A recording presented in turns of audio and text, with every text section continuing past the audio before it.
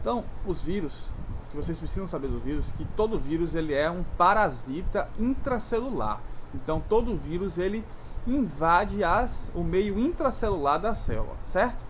E ele é composto basicamente de um ácido nucleico, certo? E uma camada envoltória de proteína. Então, ele é composto de ácido nucleico e proteínas.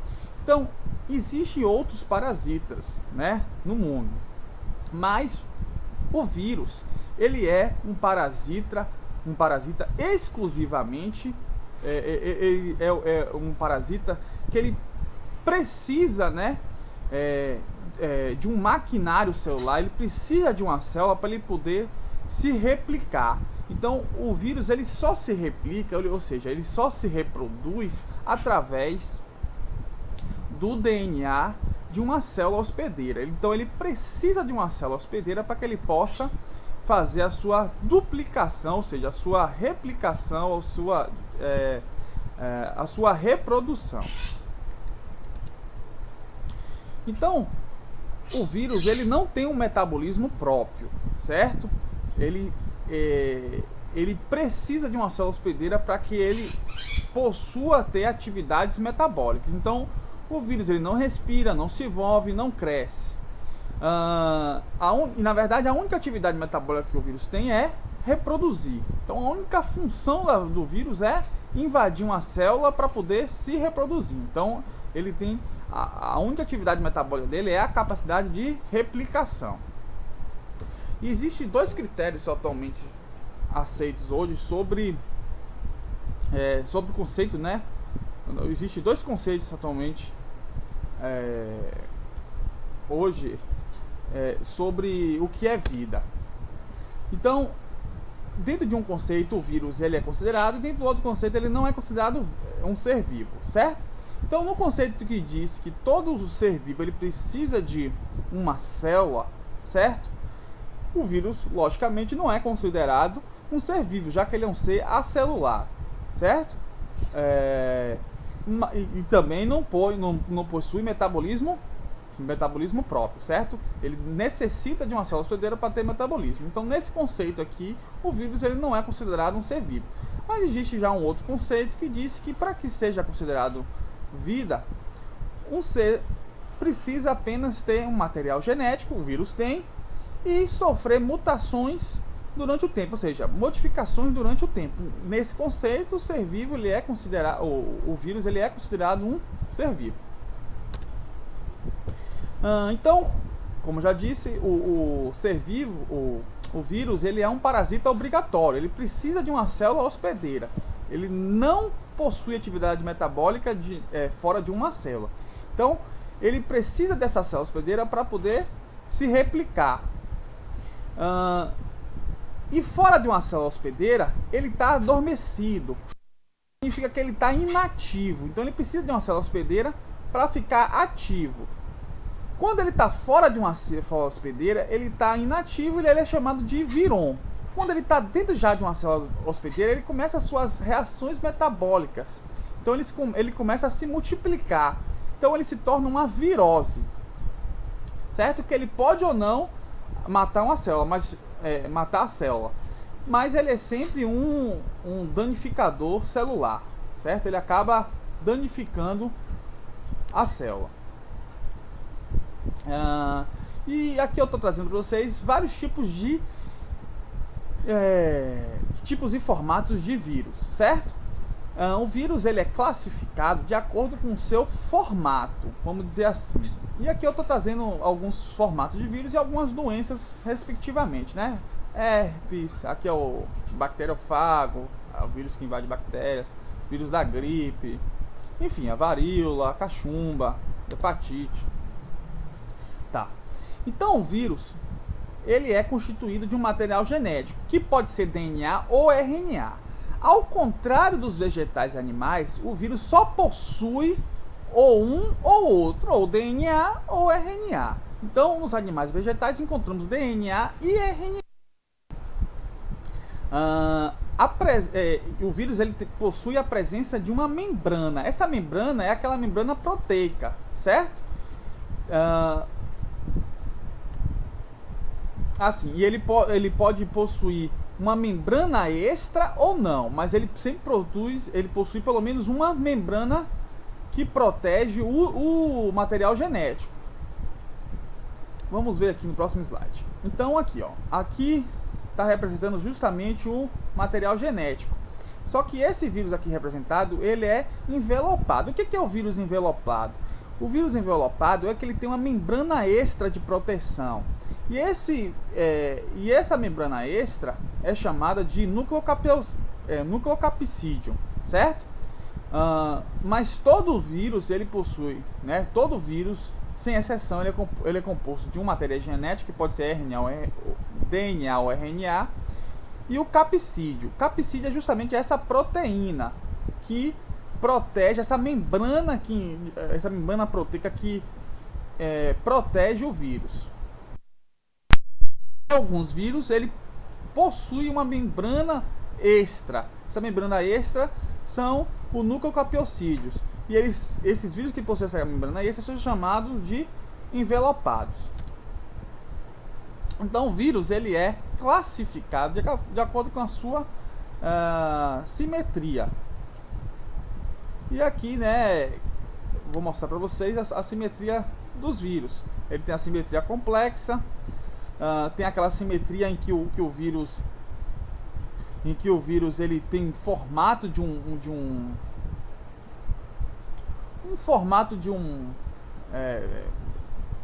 de lado, certo? Ele pode ter vários lados diferentes, um formato geométrico.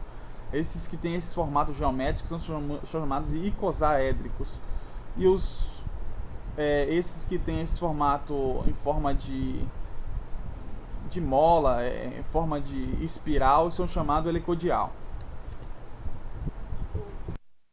Então os vírus eles podem atacar qualquer tipo de células, desde células bacterianas, né, a células animais e vegetais. E existem dois tipos de ciclos, né? Ciclos reprodutivos dos vírus, o ciclo isogênico e o ciclo lítico. Então, as bactérias, elas são invadidas por alguns tipos de vírus, certo? E esses vírus são chamados de bacteriofagos. E todos os bacteriofagos, eles não são envelopados, possuem o núcleo, aquela camada de nucleocapsídeo, certo? E aqui está representando justamente isso, né? Então, o bacteriofago, ele possui o DNA como material genético. Então, aqui está representando que o material genético do bacteriofago é sempre o DNA. E ele utiliza do RNA da bactéria para poder fazer a sua síntese de proteínas. Essas proteínas que vão fazer a transcrição e replicação do material genético do vírus, que no caso aqui é o DNA. Então, é através do RNA, né, através da enzima a DNA polimerase, que essa enzima, a DNA polimerase, está contida em todas as células, certo? Então, em todos os seres celulares. E essa enzima, ela faz a leitura do RNA. Ela é responsável por fazer a leitura, na verdade, do material genético, certo? Então, recapitulando, o vírus ele tem, o bacteriofago, ele tem como material genético o DNA. Ele utiliza o do RNA bacteriano para fazer a síntese de proteínas, e essas proteínas vão ser utilizadas justamente para a transcrição e duplicação do seu DNA. Das plantas, eles podem ser envelopados ou não envelopados. Os envelopados, eles possuem como material genético o RNA, os envelopados, eles possuem como material genético o RNA ou até mesmo o DNA. Os não envelopados, eles só possuem como material genético o RNA. Existem também os vírus que atacam as células animais. Assim como os vírus que atacam células bacterianas e vegetais, eles também podem ser envelopados e não envelopados. Então, os não envelopados, eles possuem os envelopados, eles possuem como material genético tanto o DNA, tanto o RNA. Então, os envelopados, existem envelopados que possuem DNA e outros envelopados que possuem o RNA. Os não envelopados, eles só possuem como material genético o RNA. Isso eu estou falando de vírus que atacam animais, certo? Os vírus, de uma maneira geral, eles são classificados como adenovírus, rotavírus e retrovírus. Os adenovírus são os vírus que possuem como material genético o DNA, certo? Então, o adenovírus, ele vai fazer o mesmo processo lá da célula bacteriana e vegetal, né? Ele tem o DNA como material genético, ele vai utilizar do RNA mensageiro celular da célula, né? E também da proteína, né, a DNA polimerase, para fazer a transcrição do DNA. Então, a enzima, a DNA polimerase, ele faz a transcrição do DNA viral. E ele vai utilizar o RNA mensageiro, né, para fazer a síntese de proteínas. Essa síntese de proteínas, né, na verdade, essas proteínas vão ser justamente utilizadas na duplicação do DNA. O rotavírus, ele tem como material genético o RNA. Ele vai fazer a mesma coisa, né? E o que exige um pouco mais de atenção é o retrovírus. O retrovírus, inicialmente, eles têm como material genético o RNA. Só que além do RNA, eles possuem uma enzima inativa. Então, os vírus, além do RNA, os retrovírus, além do RNA, eles possuem uma enzima inativa, chamada transcriptase reversa. A transcriptase reversa, assim que o vírus invade uma célula, ele vai transformar seu RNA em DNA. Uma vez transformado em DNA, vai acontecer a mesma coisa. O RNA mensageiro celular e o ADNA polimerase, né, que é a proteína, né, o ADNA polimerase vai fazer a transcrição, né, ela vai ser responsável por fazer a transcrição do DNA viral. O RNA mensageiro vai fazer a síntese de proteínas, e essas proteínas vão ser justamente utilizadas na fabricação, na duplicação do novo DNA viral.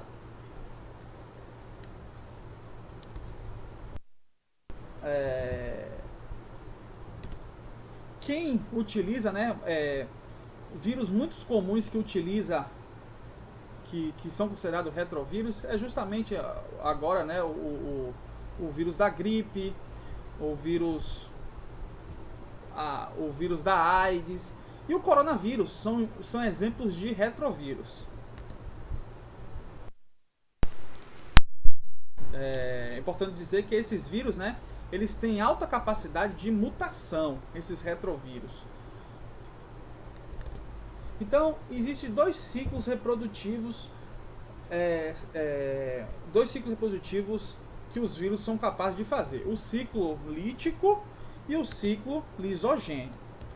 Então, o ciclo lítico, ele começa, na verdade, todos os ciclos começam com a adesão. A adesão é o momento que o vírus adere na membrana celular, né? A membrana celular de um hospedeiro. Uma vez que ele adere na membrana celular, ele vai fazer a entrada. Mas o vírus, ele não entra junto com o capsídeo. O capsídeo, ele não entra junto não entra dentro da membrana celular. Então, ele vai injetar o seu material genético dentro do citoplasma da célula hospedeira. Então, só quem entra é o material genético. Uma vez que o material genético está no citoplasma, no ciclo lítico, por isso que eu botei em vermelho aqui, vai acontecer o seguinte: o vírus, ele vai tomar o controle, né? Ele vai tomar o controle da célula hospedeira. Então, ele vai entrar com um único propósito: aproveitar a célula hospedeira para se reproduzir. Então, o que ele vai fazer? Ele vai utilizar de alguns recursos da célula hospedeira, que é justamente a enzima polimerase, né?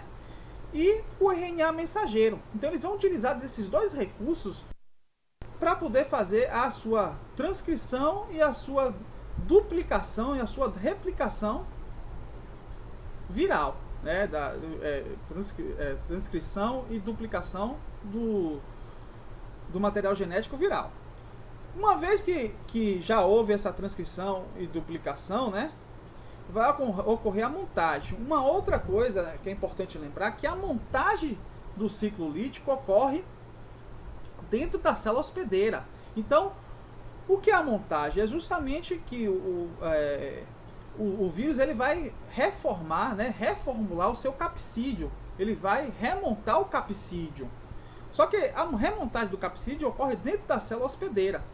Uma vez que ela é montada dentro da célula hospedeira, ao ser liberada, ele vai fazer a lise celular. O que é a lise celular? Ele vai matar a célula, porque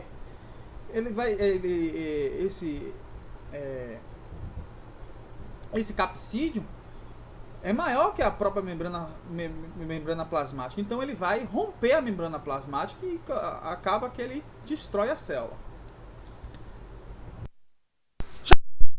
Né? O processo de entrada é o mesmo, a adesão, o vírus ele adere na membrana plasmática celular, a entrada também é justamente o mesmo, ele só injeta o material genético, só que agora no processo de replicação é diferente.